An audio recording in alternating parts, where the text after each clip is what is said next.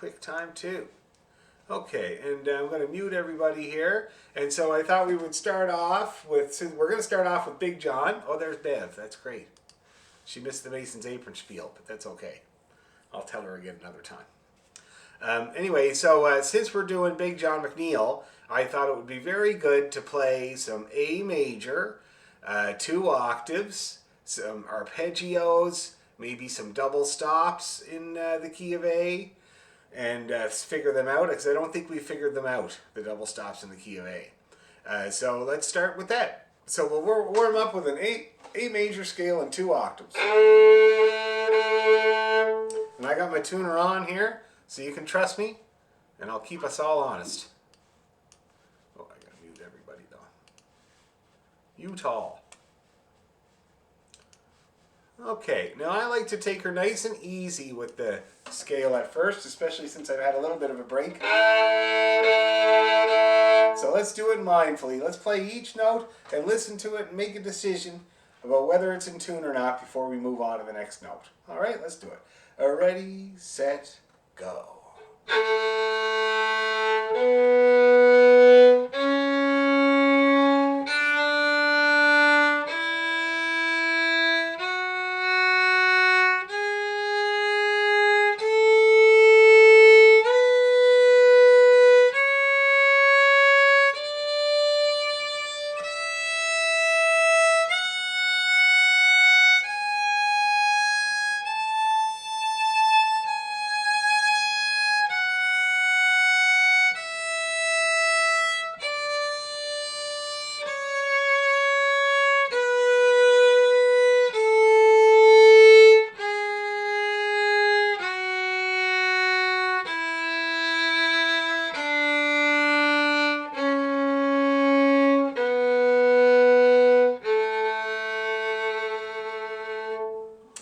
So that was the slow mindful one. I don't know about you, but I wouldn't give myself 100%, that's for sure. I had a couple of doozies in there, especially on the D string. And the thing to watch out for with A major is the tendency for the first finger and the second finger to come up for the ride when you're reaching for those sharp notes on the low strings, okay? So make sure they don't move up. Here we go again. One more. Here's your low A if you want to tune it. Okay, let's do it. Ready, go.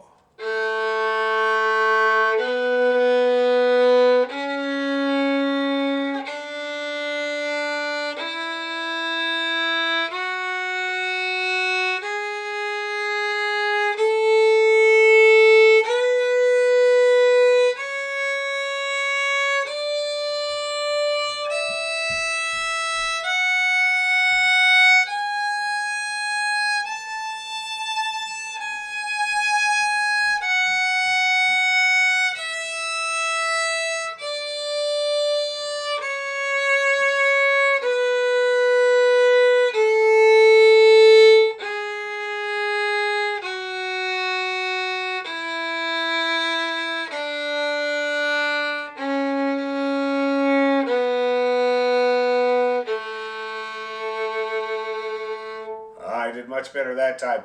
Okay, now let's do a nice slow arpeggio where we do the same mindful thing. Tune those notes. Okay, ready, go.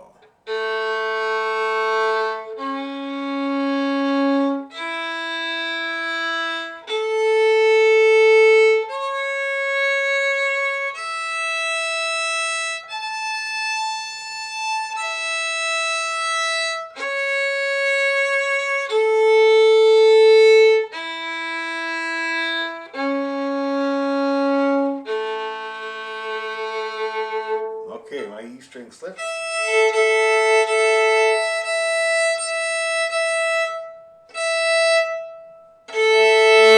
That's better. Okay, one more time with that now that I'm in tune.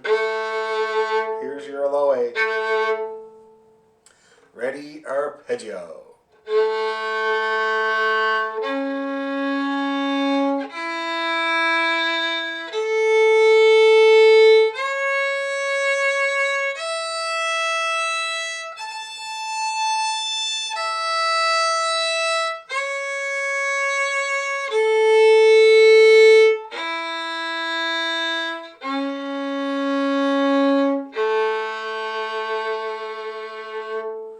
Okay. How's everybody feeling about A major? It's definitely a challenge. It's a hard one. Deborah's shaking your head there. It's a hard one for sure. Do you find that you're like, is everything coming up for the ride there for you? You're ending up too sharp by the end of it? I haven't picked the violin up since September. Oh, yes. So I'm really rusty. So Yes. I'm just not remembering lows and highs. So it'll come. Okay, well, we'll do it one more time because I'm going to pick up the tempo a little bit. And I'll just, for a reminder, just to, for everybody that might be listening at home. So on the G string, we got the stretched third finger. See that? Everything else is normal. And then on the D string, same. So that's a full step between each finger, remembering that the steps get smaller as you go up. So the step between 1 and 2 is going to be a bit bigger than the step between 2 and 3, tiny bit, okay? On the A string, regular old first position, thank Christ Almighty, and the same with the E string, regular old first position. Gives you the G sharp there, okay? And the top of the scale is the 3. So let's do it one more time, just the tiniest bit faster, and see if that clarification helps a little bit. Help us knock the rust off of this thing. I know I have to. Ready? Go.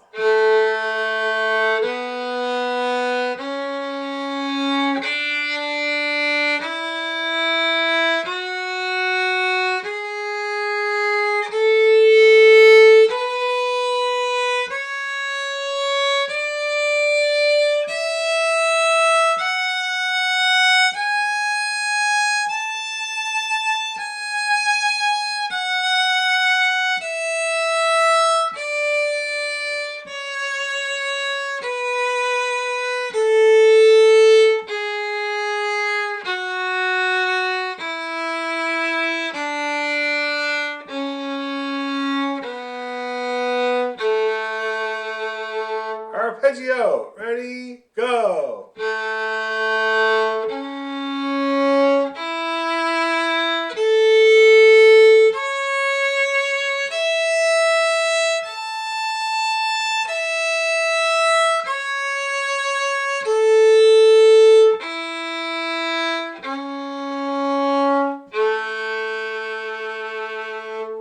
All right, I was brilliant that time. Pretty well everything came in bang on.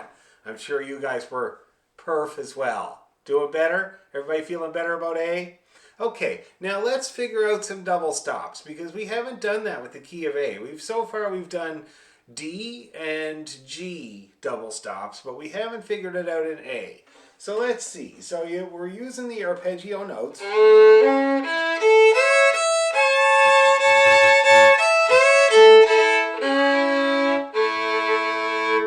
Really kind of a good start in the key of A. Of course, the possibilities are endless for double stops, but this is a good foundation. So basically, when you think about the very first note, that's going to be the low A.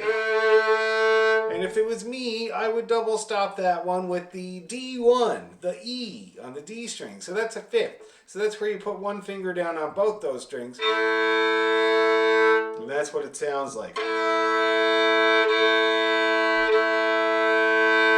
Now remember, one of the problems with a fifth is that it really doesn't care what note it starts on. So if it's in tune with itself, it'll sound in tune to your ear, but you want to make sure that low note is an A. See, look, watch. There it is in tune. Now I could bring the whole thing up a little bit. Sounds totally in tune with itself, but it's sharp. Okay? So again, here's your low A. And here's the double stop with the E.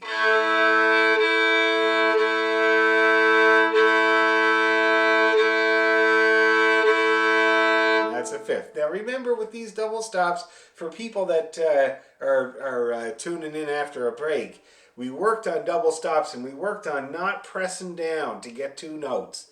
Just angling the bow until you're on 2 strings and then going for it, pressing on that gas pedal and trying to rattle those 2 strings, okay? So nice and gentle. And then, if you're anything like me, to get that fifth in tune, I have to slightly twist my finger so that the E is a little sharper than the A. See that? That's the only way I can get that in tune. Now, everybody's finger is different, but you'll have to find a position for yourself. But that's the end product, is this. Yeah, so that's a fifth. Now, when I'm playing Big John, I would use that to finish off the tune. That's such a great one to use to finish off an A major tune, that big fifth in the key of A. Nice and final. See that? So that's the first one. The next one is going to be a hard one. It's going to be C sharp and E together.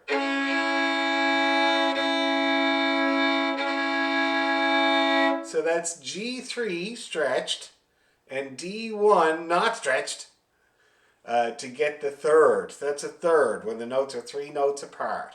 C sharp to E.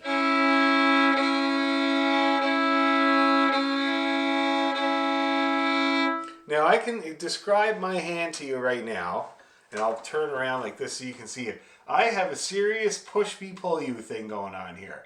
I am reaching back with my first finger and leaning forward with my third finger so that I can get those 2 notes in tune. Because if I don't, the first finger wants to be really sharp. Ugh, that's terrible. So I got to bring it back to get that one, okay? Now that's a nice one, like for instance, Big John. See that? Every time I go over to that C sharp, I'm playing that one.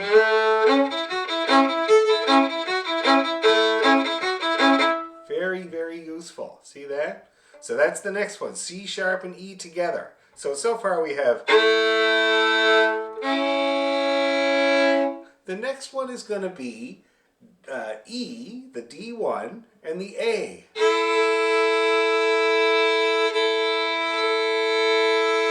That's a fourth. It's a little bit more forgiving because you have an open string to tune to. And you can go ahead and slide it to tune it. It's really good.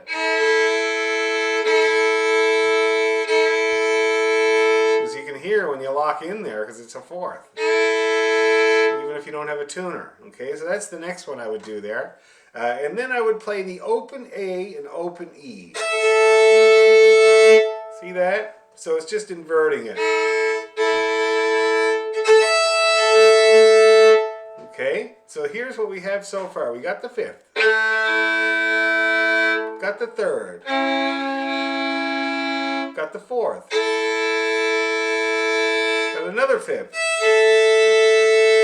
And then I would play C sharp and E together. Now this double stop in the key of A is a go-to.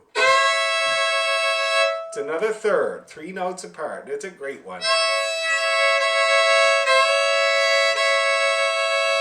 Yeah, really, really good.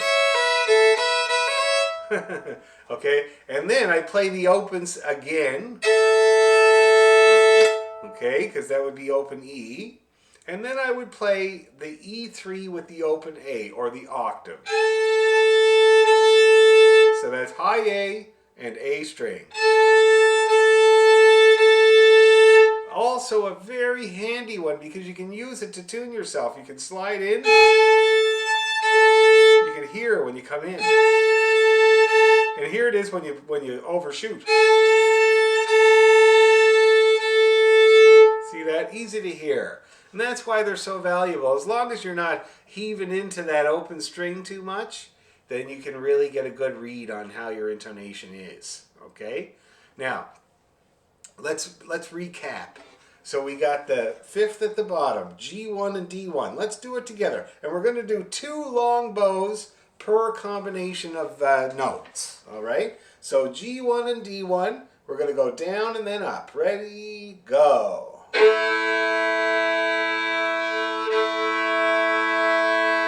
G3, D1.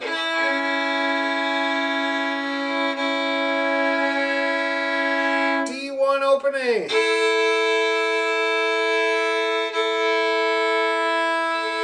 Open A, open E.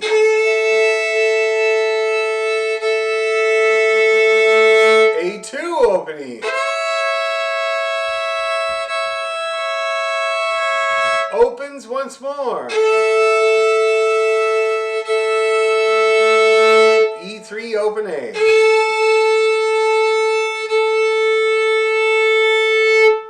Okay, now how did everybody do with those? You getting the kind of sort of idea there? Yeah?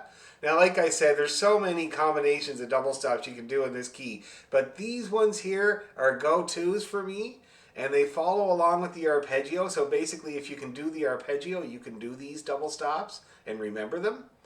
So it's a good start, okay? Any questions or problems or weird things that you noticed I was doing or anything like that? No? Let's do it again then. G1, D1. We'll do 2 per. Big long bows. And the thing with double stops is challenging to get it working for the whole bow, right? Sometimes the bow will leave one string or another. So use that whole bow so that you get good at getting it working wherever you are on the bow. Ready, go.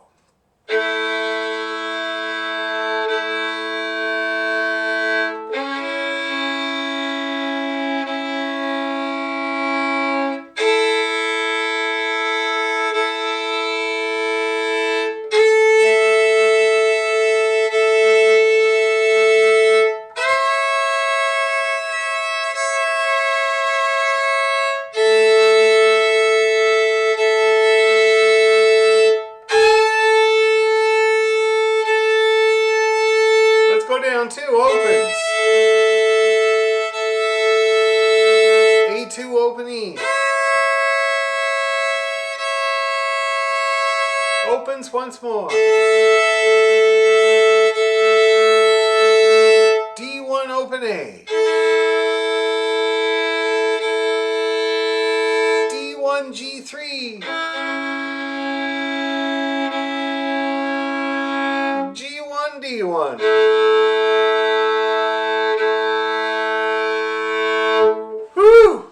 Now that is a workout. So how's everybody feeling? Anybody have any thoughts, feelings, complaints, or concerns about playing double stops in the key of A? No? It's a challenge for sure. Could we get a written copy of that by chance? Yes, I will make one. I'll put it together after we're done and I'll email it out. Okay? And I'll also, I don't think I have the A major double stops on the YouTube channel. So I'll also make a video of what we just did so you can practice along to it. Remember, the most important thing about practicing double stops in my mind is the bow. Way more important than the fingers. So if you're having trouble, if your fingers are in the right place, if you say if you make that 5th, okay, and it's weird, it sounds weird, like that or something, and you look and you're like, that's in tune, but then when you go to play it, then you know it's your bow. See that? Because if you heave in with your bow too much on one of those strings or both, it drops the pitch of the note you're trying to play. Okay, if you're too heavy with it. And you'll see with the tuner, if you're working with a tuner, you'll see that pitch drop right down. I don't know if you guys have a tuner on, but I'll show you. Here's a low A. Now I'm going to heave into it, and you'll see that pitch drop. See that? Big dip there, okay? So that's, in my mind, the most important thing about practicing double stops is the bow. The fingers, you'll get them in tune. You know, the one piece of advice I'll give you about practicing double stops with the left hand is that you want to tune the lower note first. So you have your tuner on there, you're playing that double stop, you play the lower note, make sure that's in tune, and then your higher note, you're going to have an easier time tuning it to the lower note. Does that make sense to everybody? Yeah. So that's the easiest way to get good at double stops, and we'll work on that more. Now, Big John McNeil. Been a while, I know. I was looking at the classes that we started a couple of years ago now, and it's like one of the first tunes that we did. And I think it was Deborah McPhee's suggestion to do it as well. You should shoot that woman. Well, you suggested that one night, I remember. Anyway, so I think it'd be great to practice it though, because it really is like pan-Canadian tune. Every session I've been to all over the country, they play Big John McNeil. I had a friend that said that he went to a dance in Winnipeg one night, and the only tune they played for the whole dance was Big John McNeil. But that's their anthem for It the really is. province. It really is. It's like, Yeah. and you know, there is a saying for a dance you only need one tune. I think this tests that theory, but you know, apparently it was a good time. So it's a really good tune to have under our belt, and it's a really good way to practice A major. So since it's so old, can we take it a little slow to start? Oh yeah, If you don't mind. I was thinking about starting snail's pace. And the one thing that people will be interested in that joined after a break or new face, like Karen is a new face here. Hi, Karen. This is Karen. Is that we don't learn a whole lot of new stuff all the time. We spend a lot of time reviewing and strengthening the stuff that we've already learned. Like, for instance, this tune. We learned it a while ago, but we're just going to go back and keep working on these things because I have this idea that I want people to have, say, a dozen tunes really, really well rather than sucking at 100 tunes for 10 years, you know? Because that's kind of the most common complaint I have in my studio is that I suck at 100 tunes for the last 10 years. And so I think it's much better to get good at about a dozen. Really, really good at them, okay? So first of all, a reminder of Big John McNeil. Now I'm going to bring it up here because I'm going to follow exactly the version that Deborah sent there. It's really good version. So I'm just going to get it up here.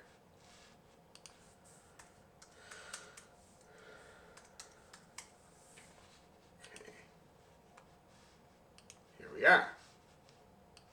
Yeah, it's slightly different than what I normally play, but I play a lot of versions of this tune. It's a very, very version-y tune. Everybody plays it a little different.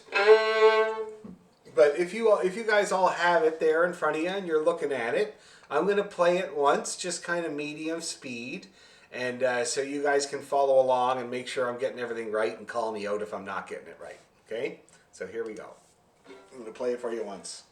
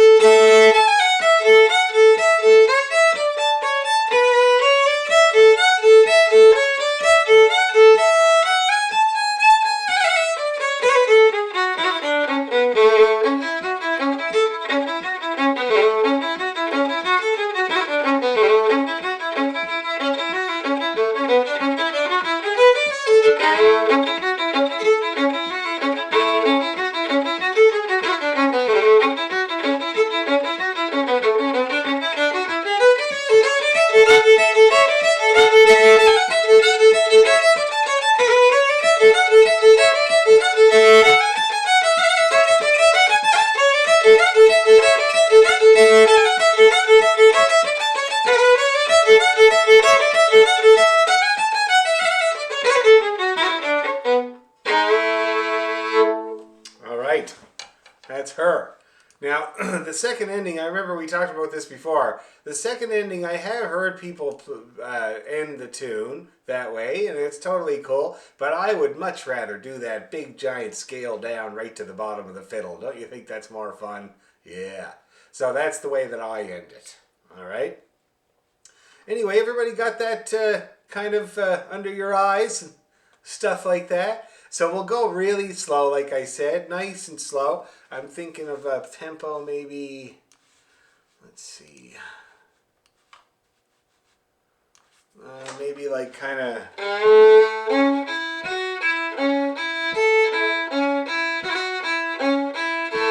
think we can handle that? Let's give it a go and see what happens. What's the worst that can happen, right? Okay, let's see here. Just going to make it so I can see everybody. Oh, I can make this smaller.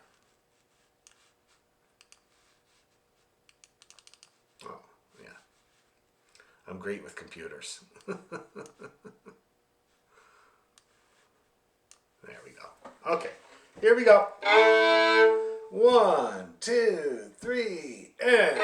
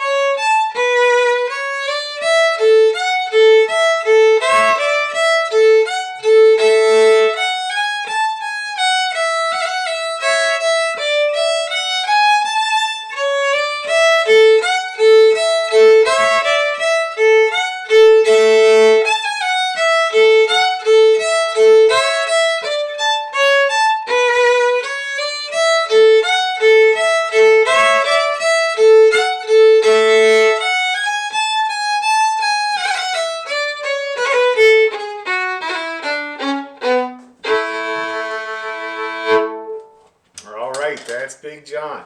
So how are we doing? How's everybody feeling about Big John? Questions, comments, concerns, or complaints? I just found the front part. I kept losing myself, but I think it's because I'm not reading as quickly as I was since September.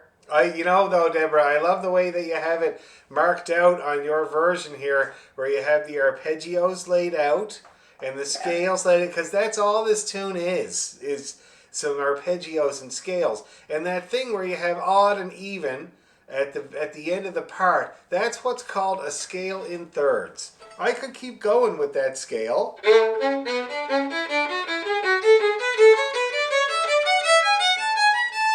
See that? That's all that is, a scale in thirds.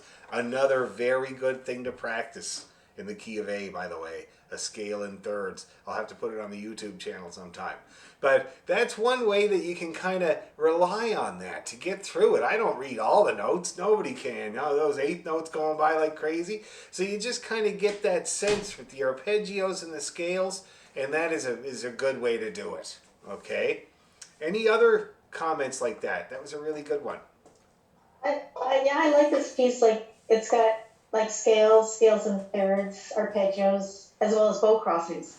Now the bow crossings, yes. It's a great study. It's a great study. It really is. And I was going to say, now I was watching people's elbows as we were playing this tune, and it's yeah, it's not too bad. I mean, you're not really knocking out burglars behind you, right? You're not doing too badly like that. But there is a little bit of, and if you watch me play this tune at full tilt, take a good look at my right arm, okay?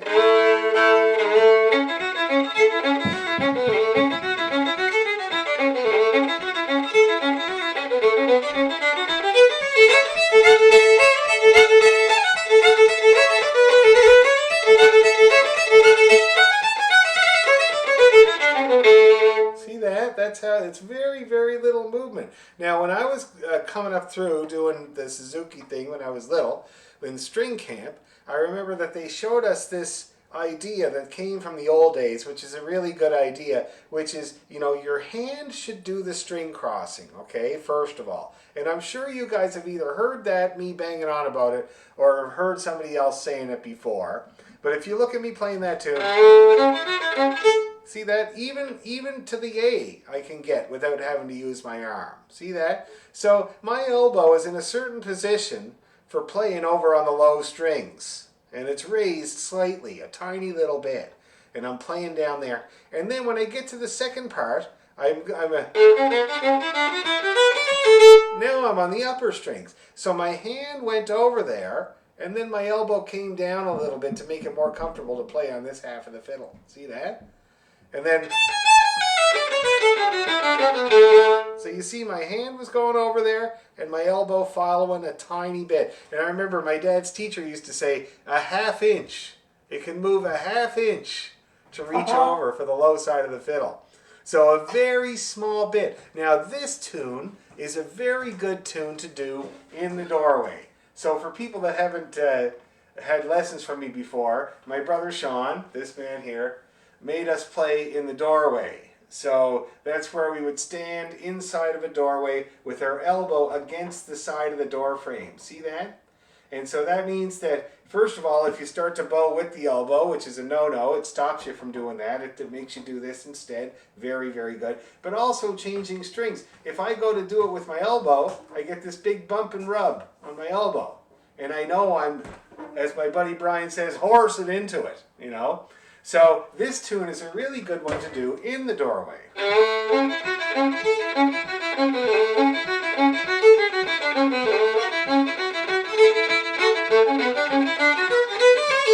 See that? Very, very good to do in the doorway. Hi Sylvia, what can I do for you, darling? You need something? No? You're just here? Okay, good. That's Sylvia. She's been doing art. I think she must have got bored or something like that. That's Sylvia. Careful around them light stands now, okay? Okay, so that's the string crossing part. Very good point, Elizabeth, and that's how to work on it, all right? I have a couple of exercises for changing strings if people are having trouble changing strings, but let's see how it goes. So let's pick up the tempo, just the tiniest bit, and we're going to try it again. And we're going to see if we can keep an eye on those things. Oh, another thing is one finger, lots of music. So for the whole first part of that tune, I got one finger down on the G and the D, and that's half the tune. See if you can really watch my left hand, or maybe this side is better. Yeah. Oh, sorry. Let me get myself in the right way. Here we go.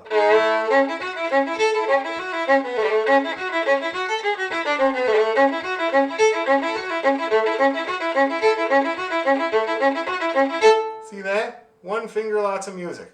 So you put that finger down to get that fifth, and then you're just leaning. You're not picking up and moving and hopping. You're just leaning back and forth. It's a lot less work, and it makes you more accurate, because every time you go to that C sharp, every time you go to that E, you want it to be exactly the same E, not a slightly different one every time. It makes you sound stronger. Okay? So that was the other thing. And there's a few points in this tune where you can take advantage of that, but that first part is the first and most important one. Anyway, so let's pick up the pace a tiny bit and try it again. And you can try to keep your right arm under control. One finger, lots of music. And the key. Here we go. Ready, and...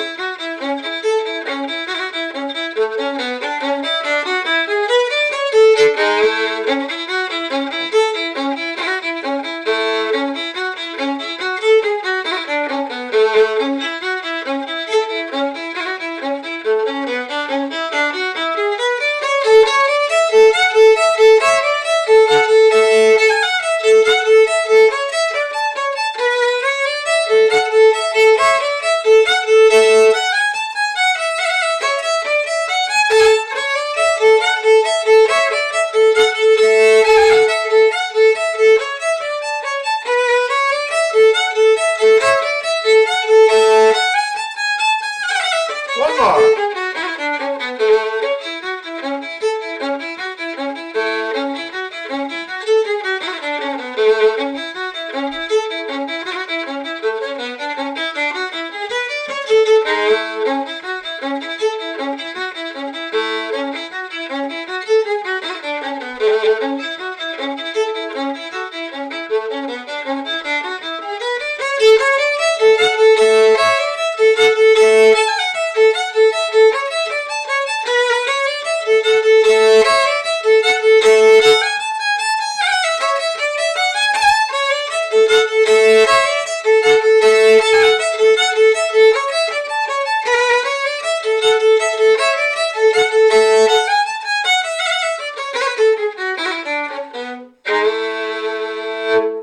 Now, we got a little quick at the end because I was looking at everybody and everybody was getting along real good, hunky-dory. So I thought I'd kind of make it harder because, the eventual goal with this tune is to get it up to speed.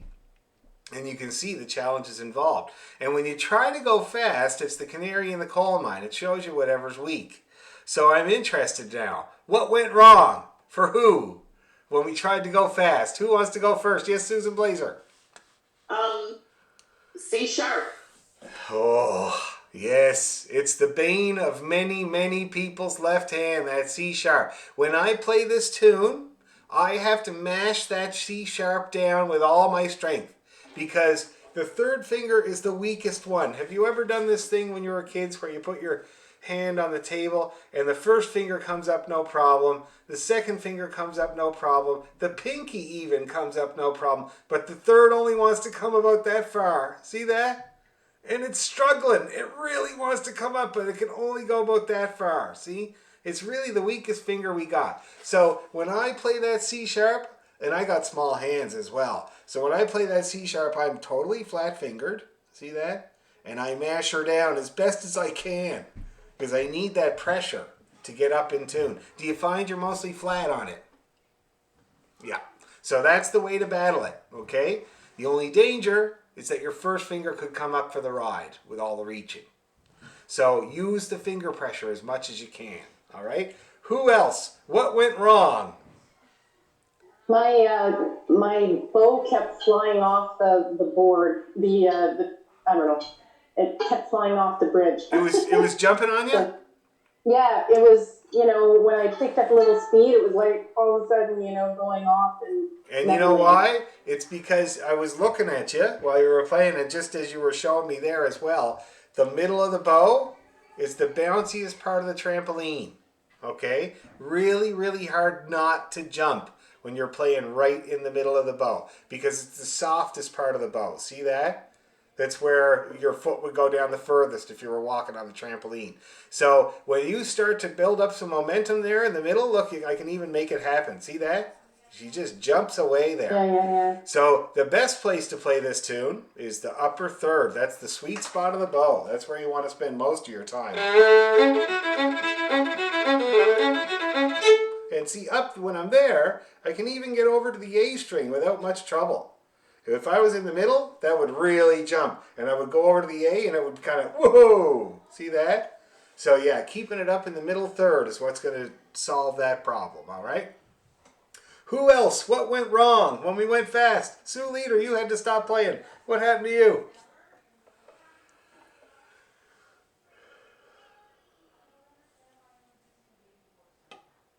Oh, you're muted. Muted? There Can you you hear go. me now? Yeah. Last time when we played this, I was doing fine, and then tonight I can't do it. So don't ask me. I have no idea. You don't know what stopped you? Probably just tired. Just tired. Well, that can stop anybody. And today was a tiring day with that terrible announcement from Doug Ford. So if you're anything like us at our house, we're just kind of beat down, you know? Yeah. Anyway, I was doing well with it, but tonight I just couldn't get up to speed with that. Okay. Well, we'll try it again. Don't worry. We'll see what's going on there. Now, who else? Yes, Pearl. Was the transitioning between the two different parts, from going from the A part to the B part? I think it just needs more practice of switching over to the higher register. But I would get down to the A, and then I'd be like, wait, what note is that? Oh, C sharp. And then by that time, we're like halfway through the next bar, and I'm like, oh. Well, yeah, and you make actually a very good point, because the thing about this tune and the transition between the two parts is that there are no long notes at all. There's no quarter notes. So it's basically...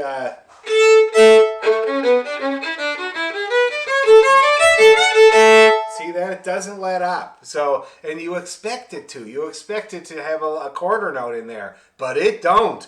And so you just got to barrel on through. And you're not the first person to be thrown off by a first part that has no long note at the end. A transition that is all eighth notes. Okay? So that's what's going on there. Just keep playing the eighth notes, and eventually they'll be the right ones. Anybody else want to tell me what stopped them? Yes, Deborah. It's just going too fast. I need to practice the phrases again so that it's in my head. Because I remember when I was learning this, I did keep my fingers down. Right. I was able to do it. It was actually easier to play. Yes. But I just find the notes are flying by.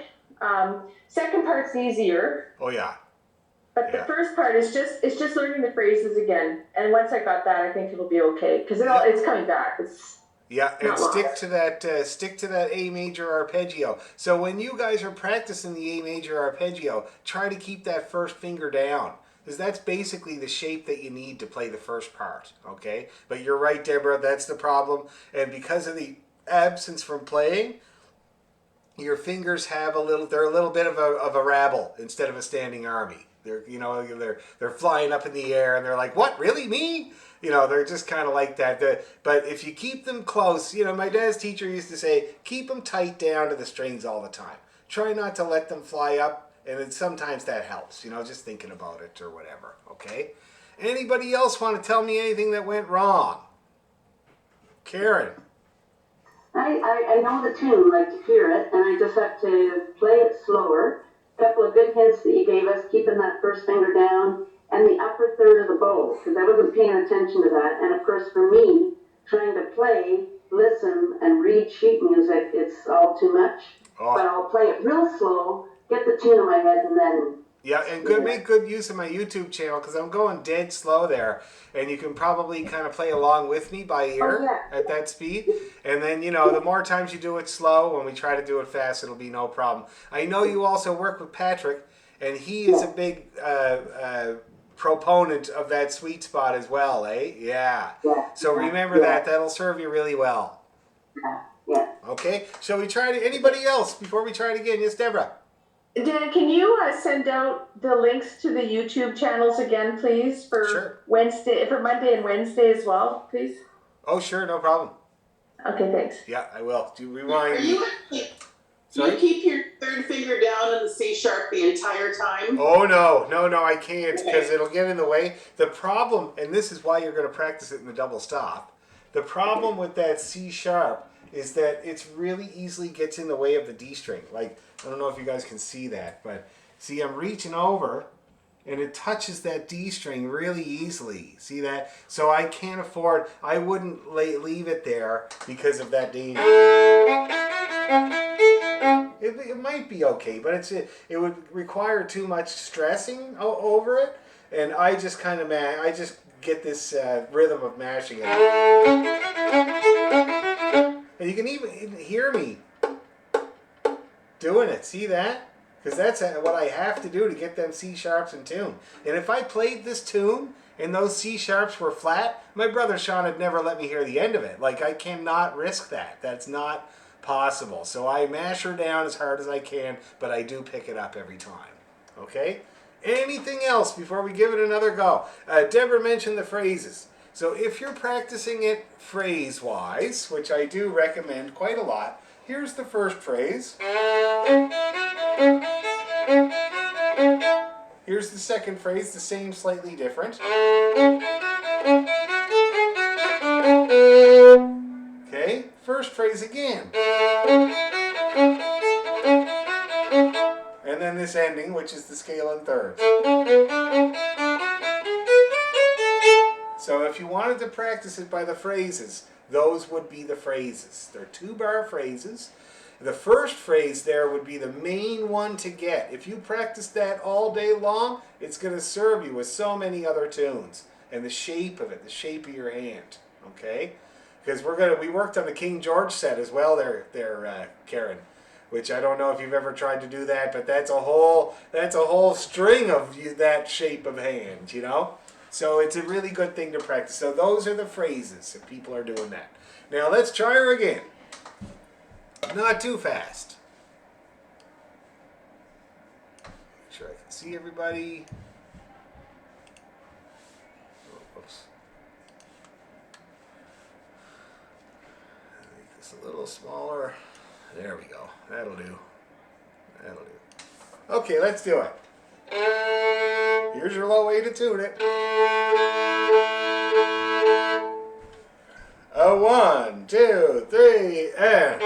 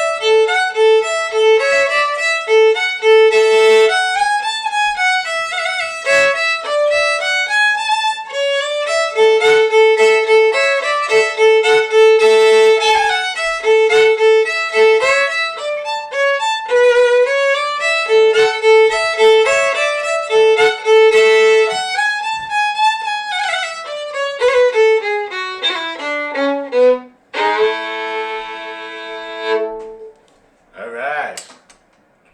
Sandy used to love playing this tune.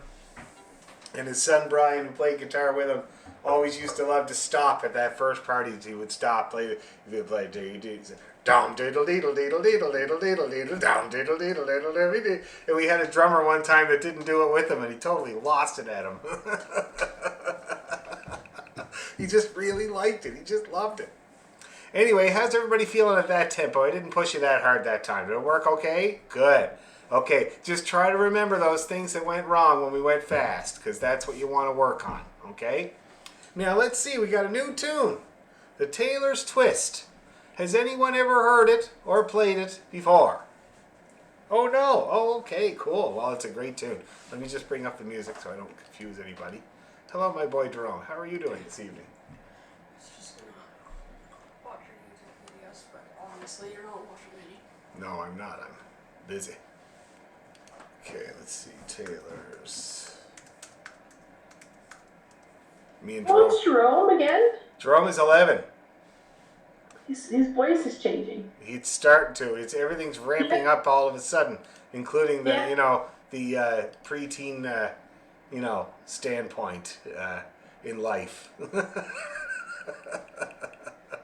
it's quite all right. It's definitely it's different because of the lockdown. By the way, high school students, I'm very sorry about your news today. Can't go to school until January 17th. I'm feeling your pain. How are you guys feeling about that? I was supposed to have music. I was supposed to have music this week. I was so forward to it. I was like, oh, I'll get to play with all my friends, and nope. Yeah, drag. How about you, Calida? How are you feeling about the whole thing? I'm sad, but I don't know. I feel like there's no right decision. Obviously I want to be in school, but maybe it's better to be online. I don't know. But Well, I think it probably is, but I just don't know how much more we can do. That's the thing. Sure, I understand it's the right thing to do, but can I do it? It's just oh my God. But anyway, we're going to give it our best shot. We'll put our helmets on and put our guns up and give it a try. Anyway, so I'm going to play this Taylor's Twist. Now, I sent it out to you guys, and I'll try to stick to the copy. This is a tune that has thousands of versions. And I remember when I looked at it at thesession.org, I didn't like any of them. And there was 30-some versions of it on there. But I found this one. I think it's Traditional Tune Archive. So let me just play it a couple of times so you can get familiar.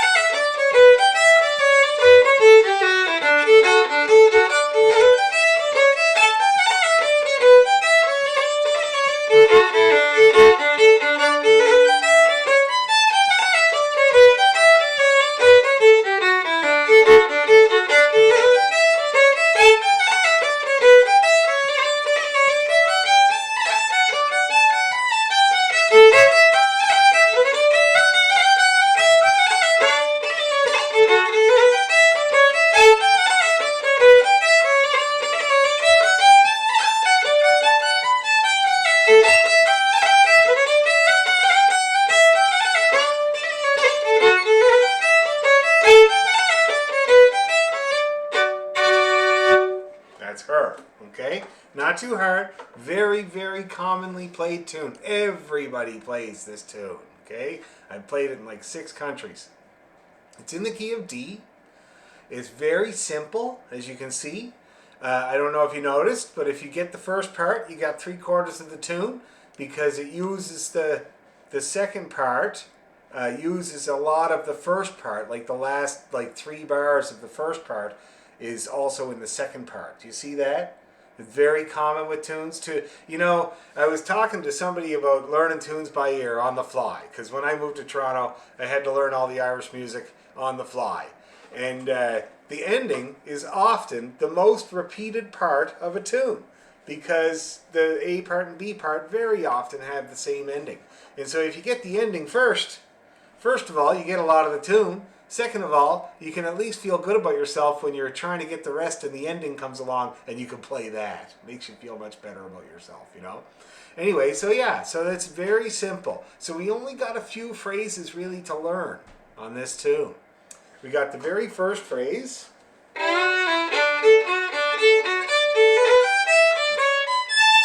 Okay, that's kind of the whole first phrase there. And then we kind of do this scale down. Kind of the whole thing descends. And then we got the first phrase again.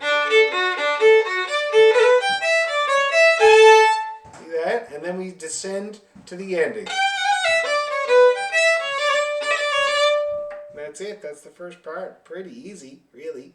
So let's get this first phrase, okay? It's got to pick up. Oh, yeah. I have a question. How do you know by looking at the music that this is a hornpipe?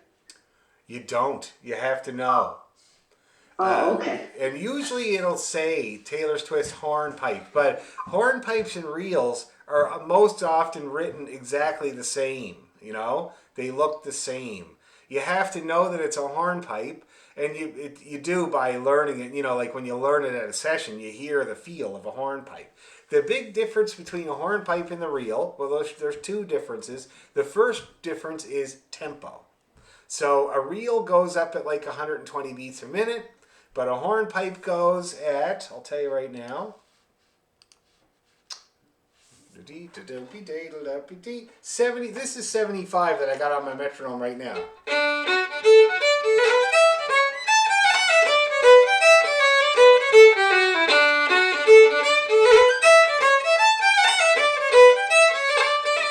And that's slightly fast for a hornpipe.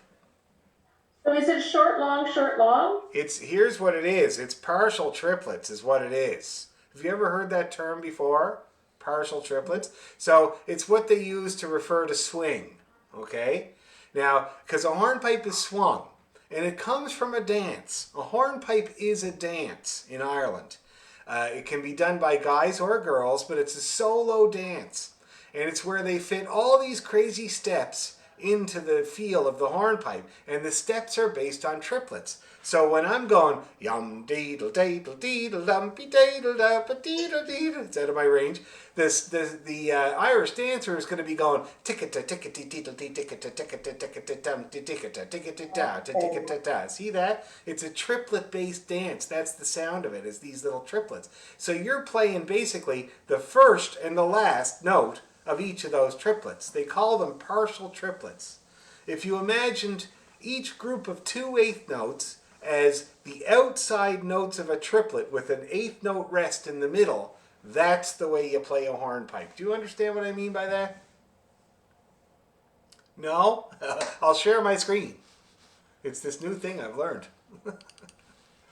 I didn't dance there, so. What's that? You're a Highland dancer? No, my daughters were those, so I know what you're getting at. Yeah, and you know what? The Highland dance hornpipe is a really good way to describe it, because the Highland dance hornpipe is basically Scotland's way of making fun of Irish hornpipes. So they exaggerate it. So the dance, the Highland dance exaggerates that idea quite a lot. And they end off everything with a diddle-dee-da. See that? Now, the Kaylee hornpipe, that's the social dance where people with a square dance in Ireland, they also dance to hornpipes. And the tempo goes up quite a bit when you play for a Kaylee, because they don't do all those crazy steps. But when you play it the way it's supposed to be for a solo dancer, it usually goes about this fast.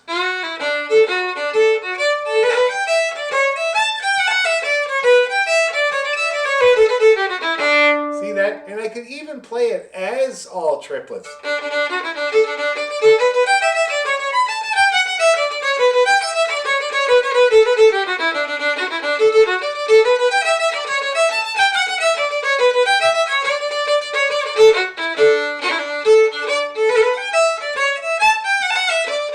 You see how one feel creates the other feel there, okay? So I was going to share my screen and show you. So if you imagined each of these groups of 2 eighth notes here as actually being a triplet with the middle taken out, the middle being a rest, and then the next one the same, it ends up being like this. Dum da dum da dum da dum da dum da dum da dum da dum. And that's how the hornpipe rhythm, the swing works. Okay? Yeah. I think you're getting So then it is a long, short, long, short, long, short, long, short. But you don't want to cut. I'll show you what you're talking about. If it was written out in the dotted rhythm that you're talking about, it would sound like this.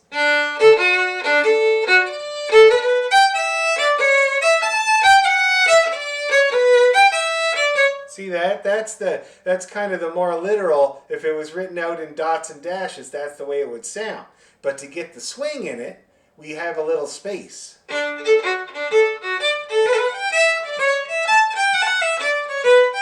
Does that make more sense?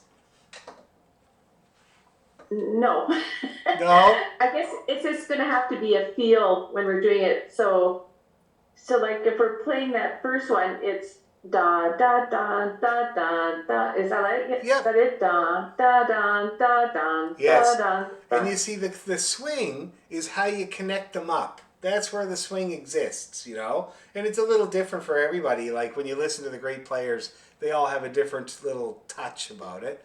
But that's where the swing exists, is how they join up. Yum da dum da dum da dum da dum da dum da dum da dum, with a little space there. And that's where you're leaving space for the dancer to do her crazy triplet work. In the Irish dancing show I worked for, there was a girl that did a hornpipe. Oh, it is exhausting to watch. It's incredible. Like, she's hopping around there with all those triplets under her feet. It is just intense. And that's what you're leaving room for when you play a hornpipe, okay? Very good question, Deborah. But yes, there's no difference in the music when you're looking at it between a reel and a hornpipe. You have to know that it's a hornpipe. A lot of the time it's in the title, like the Galway hornpipe or whatever, but sometimes it's not. So you have to know that it's a hornpipe. Usually just by the speed, you know, when you hear it. If you hear somebody playing it, you know, it's going to be slower than a reel, and that's what gives it away. Anyway, let's get this first phrase, shall we? Can you send me an email? I didn't receive one. Oh, Jocelyn, okay, yes. I will do it right now, this second. Awesome. Thank you. So I think that your name did not make it when I was doing my excellent computer work that I'm well known for. Okay, I just sent it to you. All right, guys, so the first phrase. We're looking at the very first phrase. It has a pickup, and it's an important pickup. And I would do them both in an up bow. That's an F and an E. And then we got just this arpeggiated thing. You might notice that they are all notes from the D major arpeggio. And then we'll do that again. Let's try that first bar. So we'll do the pickup notes, the 2 and the 1. Ready, and...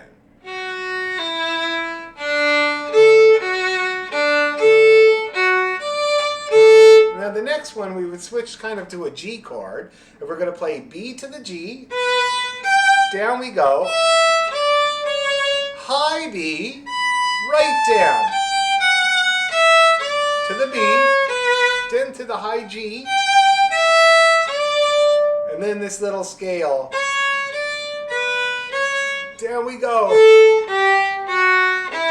And then we do the first phrase again. Okay? So let's try that second phrase. From the F sharp. Ready, slow.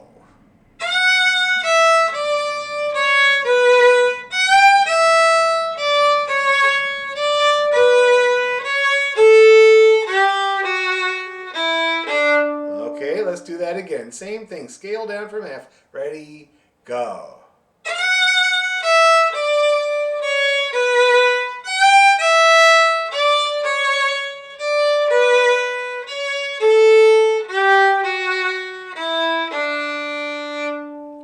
more time to be sure. Ready, go.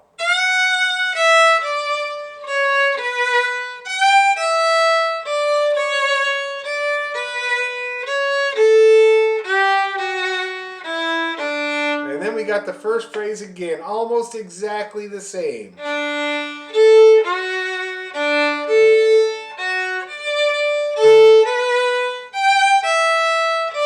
C, E, A.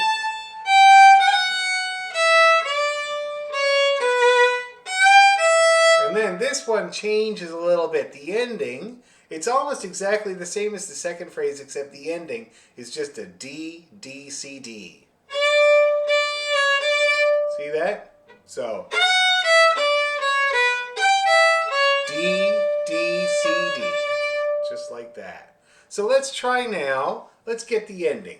So we're going to go down the scale from F sharp. This is the last two bars of the first part. Down the scale from F sharp. Ready, go.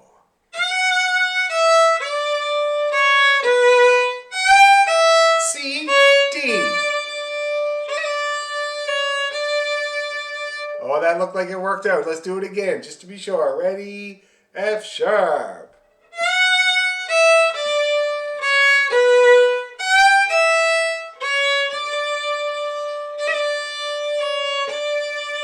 Last time I swear. Ready, go.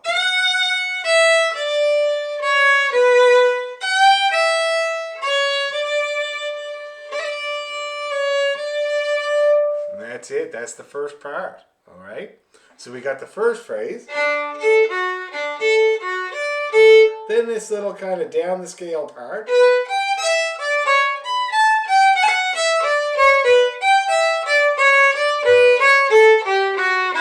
First phrase again. A little different. Down we go to the ending. D, D, C, D. That's the first part. Anybody having any problems with any bits of the first part at all? I'm here to help. Anyone? All right, that means we're going to run it. All right, be about 300 times, I'd say. So make yourself comfy. 1, 2, 3.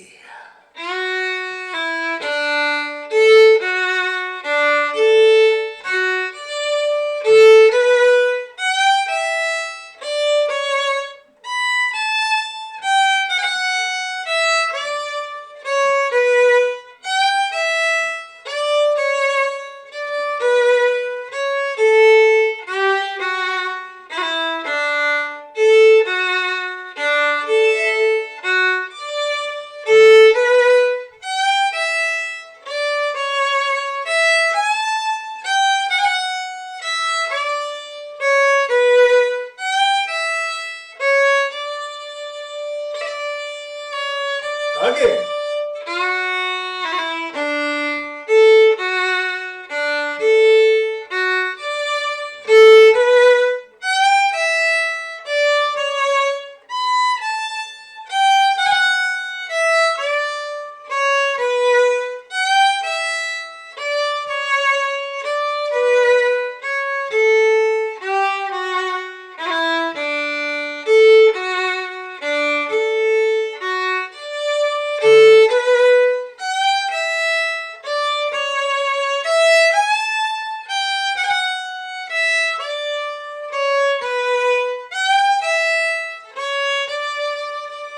Again.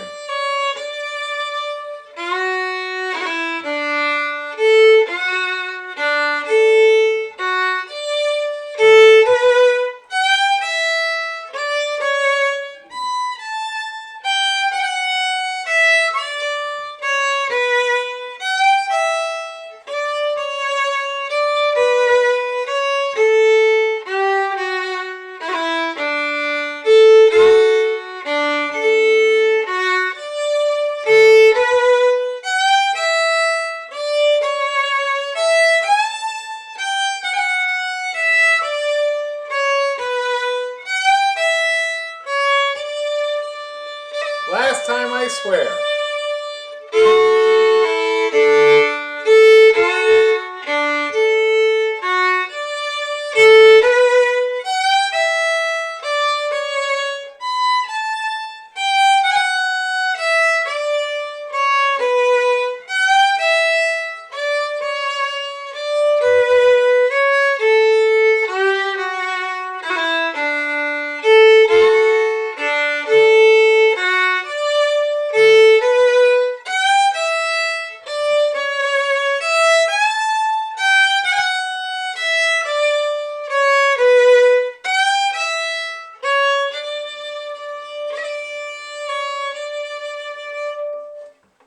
right, everybody's looking wonderful. Anybody having any bits or pieces that are bothering them? No? That's excellent. Very, very good. It is an easy tune. So now let's take a look at the second part then. Like I said, we got a bit of a twofer because the ending is kind of mostly the first part. So, but we got a couple of little bells and whistles. Like my new Highlander has all the bells and whistles, whether I wanted them or not. This has 2 bells, I would call them, and they're rolls. So we got a roll on the A. See that? Nice little roll on the A there. It's a long roll. It's what they call a long roll. Down bow roll. And then it goes to the F. Now, this particular version, that's the only part that I don't really love, but it came from a good source, so we're gonna leave it there. I'm sure it's a very commonly played version, the 2 E's. Most people do something different there. They go. Okay, but we're gonna stick with what's written there. So we're gonna play a high B as a pickup note, long roll on the A, F sharp, and then D, E, E, D. See that? Let's try that bar, the whole thing. So we'll do the up bow pickup, roll, high B, down we go, arpeggiate. See that? A major arpeggio there. Okay, let's try that whole 2 bars. Ready, 2, 3.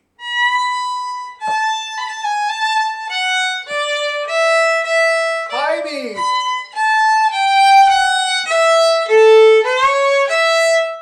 Oh, looking good, looking good. Let's do it again, one more time. Ready, and.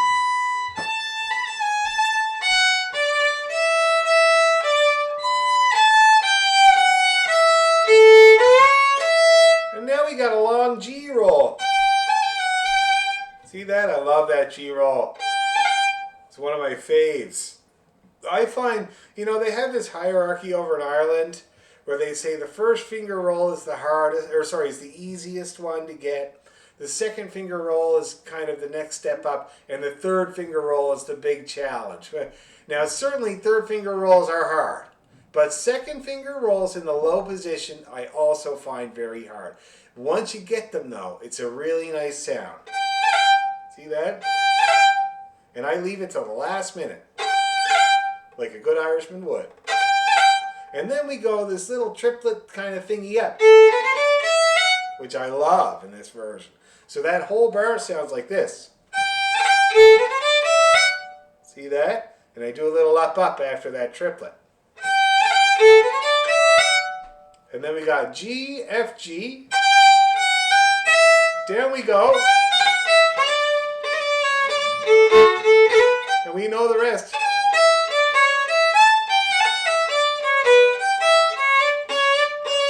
That's it. That's her.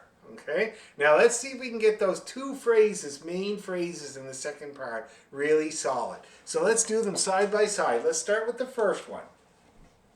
Give ourselves a nice high B pickup. Roll!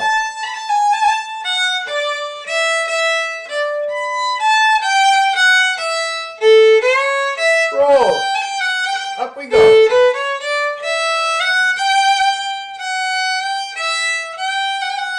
D, D, C, D.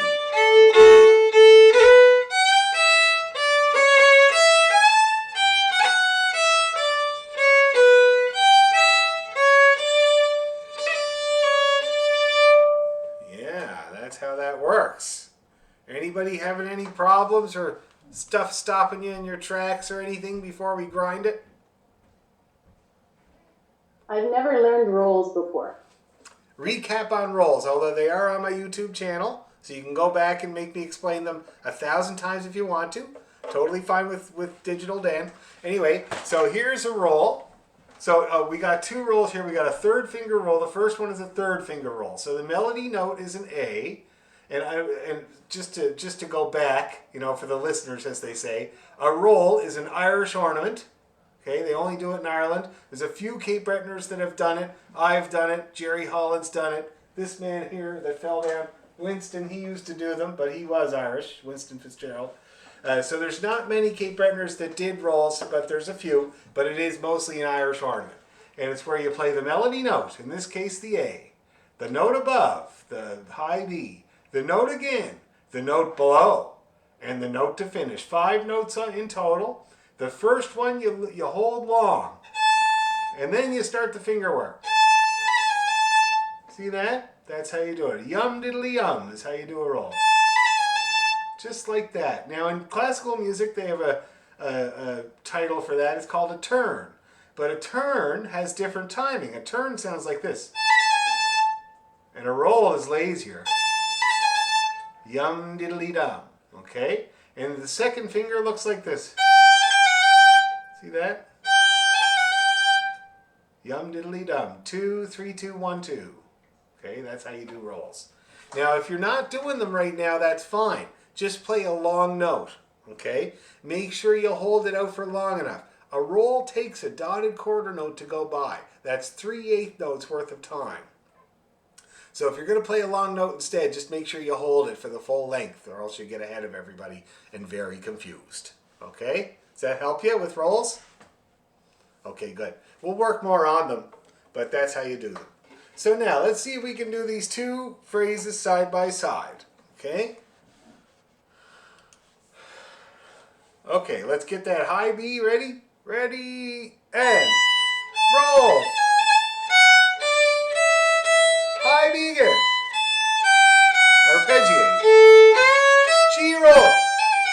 A, up we go. Long G.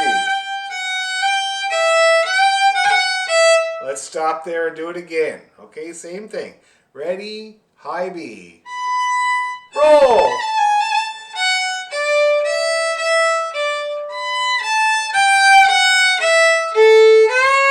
Roll.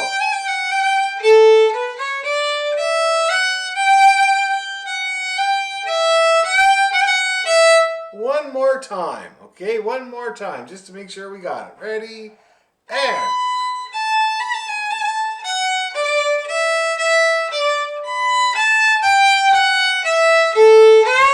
roll.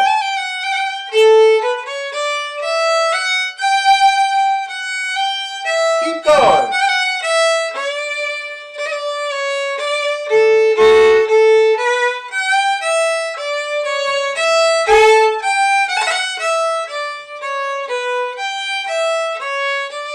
Do it all again. High B.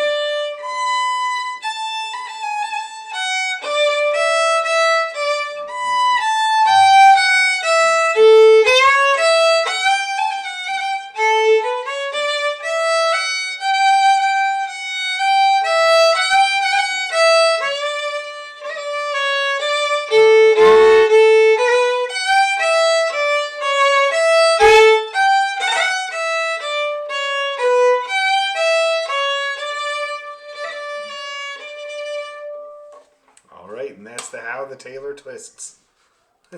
That's how the tailor does the twist. So how are we feeling, people? How are your rolls, Jocelyn? Are they all right? Kinda? Sort of. Sometimes it seems like I get it, and then other times I'm paying attention to it, and it just doesn't flow. Well, yeah, I mean, I'll keep practicing. And that's the only way to do it. So I had to learn rolls after the fact because my family didn't do rolls growing up. My dad and my brother Sean never did a roll in their entire lives. Never, you know, my brother Sean would probably get onto it if he was hanging around Irish people enough, but certainly Dad never got onto it. But I had to because I moved to Toronto and it's Irish land here. You know, if you want to play the fiddle, it's Irish fiddle. That's the way it is. When I first moved here, I was going to Sandy McIntyre's thing, and it was certainly fun, but it was not a session. It was just Sandy playing. He would let me play for a while, but it was not people playing together.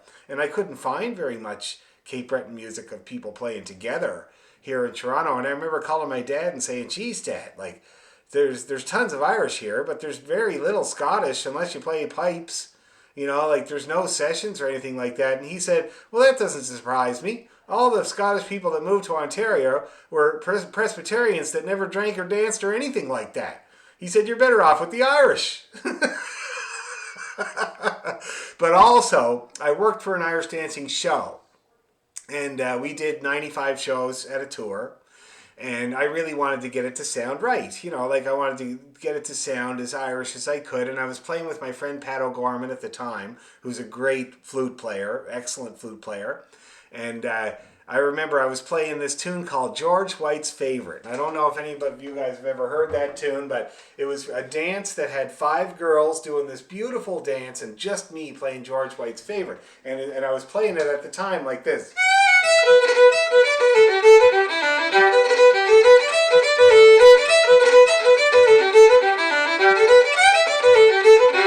Just like a good Cape Bretoner playing cuts on all those notes.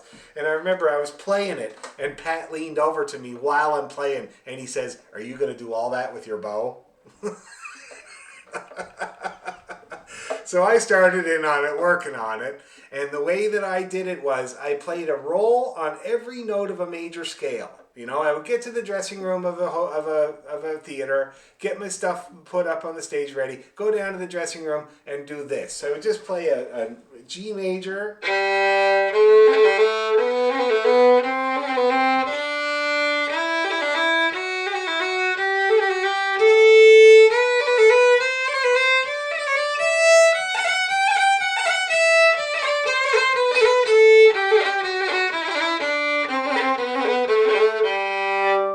Just like that. Slow at first. Slow, slow, slow. Try fast. See what goes wrong. Back to the slow. Okay? And the main thing that got me to get it was the rhythm. The yum diddly dum aspect of a roll. That's what really unlocked it for me. It was my friend Kim Vincent here that really finally unlocked that for me with the timing, and then I was able to do it. But even then, just like you say, Jocelyn, I'd be playing like 100 good rolls in the dressing room, and the first tune of the night was Old Hag You've Killed Me. Great old tune. I love it. It's a Bothy band, but it had a great big C roll there. Second finger roll. First tune of the night. And I did 95 shows that next tour, and I think I got it right 60 times. I think maybe I got it right 60 times. It's just the law of averages, you know, like you're shooting at the ducks and you get most.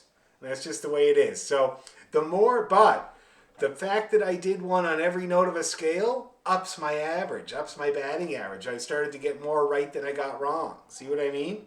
So that's the way to do it. To suffer through that part at first. Okay?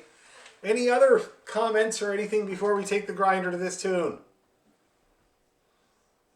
Okay, let's do it. One end to the other. Don't give up for any reason. Okay, here we go. 1, 2, 3.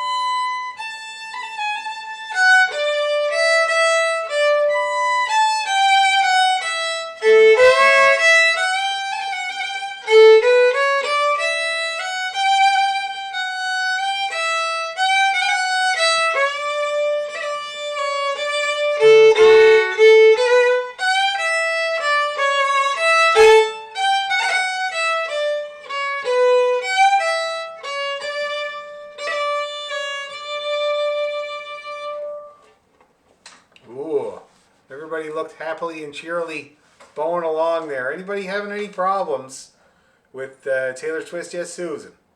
Okay, where the rest is, can we fill that in with something? Can you just run it up from the note before? Oh yeah. So I'm having a timing issue. well, no, not at all. And you know what I normally do, or well, what most people do, instead of that high B, you scale up. So you finish the first part on a D, right? And then you play a little triplet to go up to the A. So it sounds like this. Not a triplet, but it's just a regular scale up. So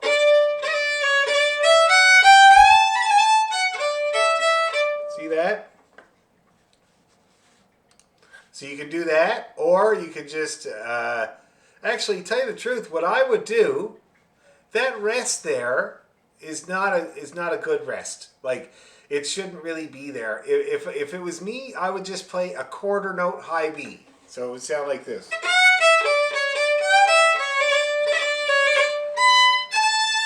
See that? Just like that. Long A, long D, long B. Okay, that's the way I would deal with that. That rest is a little bit confusing. Any other problems like that? Good point, Susan. Yes, Deborah. So I'm losing my timing with the second roll. Yeah. I'm finding I'm losing my timing when I'm going from in that little triplet. I'm behind a beat or something. So it should sound like this. Oh, you know what it might be? Whenever there's a little triplety scale up like that, I often start it on the wrong note. So you might be starting the triplet on the, or sorry, you might be starting the scale up on the B instead of the A, which would kind of put you ahead of us. I'm not sure. I think because I'm not getting the roll, I think because I'm not giving enough beats to the roll, I'm already behind a half beat, I think. I don't know if anyone else having the same problem, but I'll tell you what, that's a very common problem, and a way to deal with it is to go back and forth doing roll and long note. So here it is without the roll.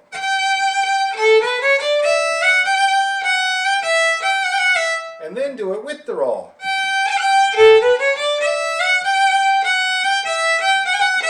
See what I mean?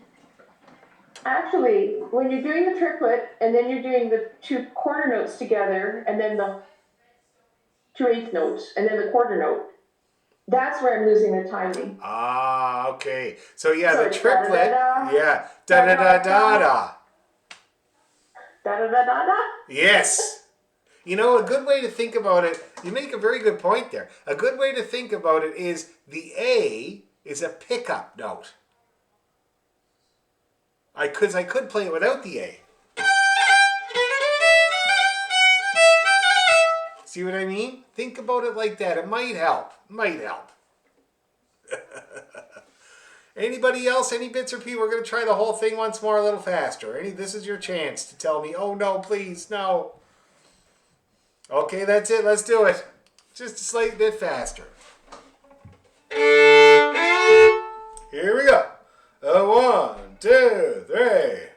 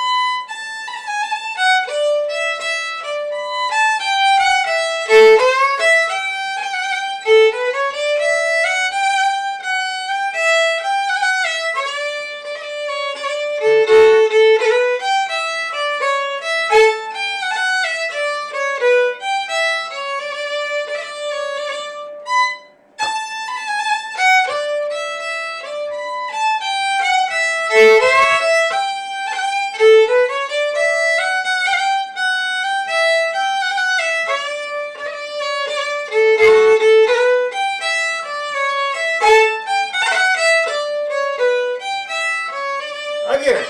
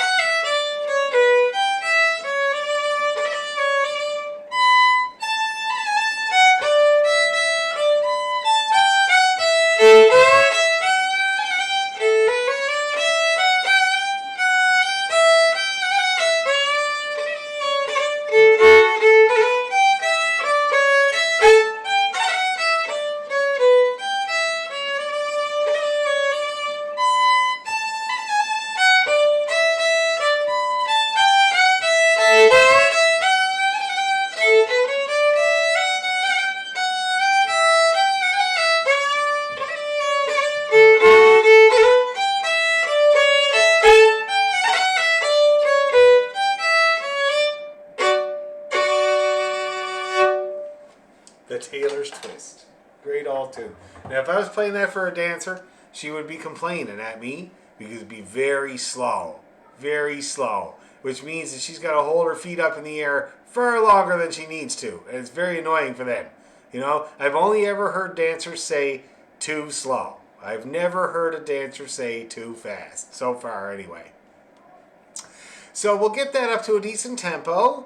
And we'll see what's going on with everybody next week with it, if there's any problems or hitches or anything like that. But otherwise, I think there's nothing in the way of us getting it up to a decent tempo and getting the feel right. Because like I said, that's the most important thing.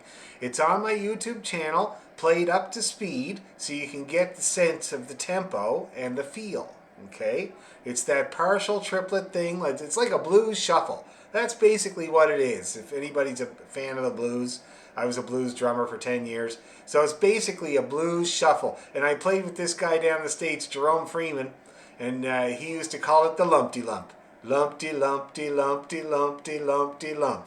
And he said, you got to get good at the lumpty lump, otherwise nobody wants to play with you. Okay, so there you go. I'll leave it with you, and we'll see you. Yes, Deborah, yes.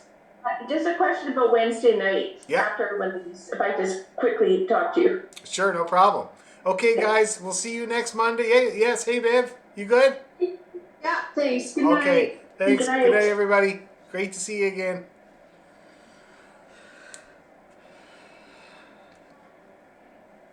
It looks like we lost a few people from the group, or I guess they're just not like me. I thought it was coming next week, not this week. Oh, that's all right.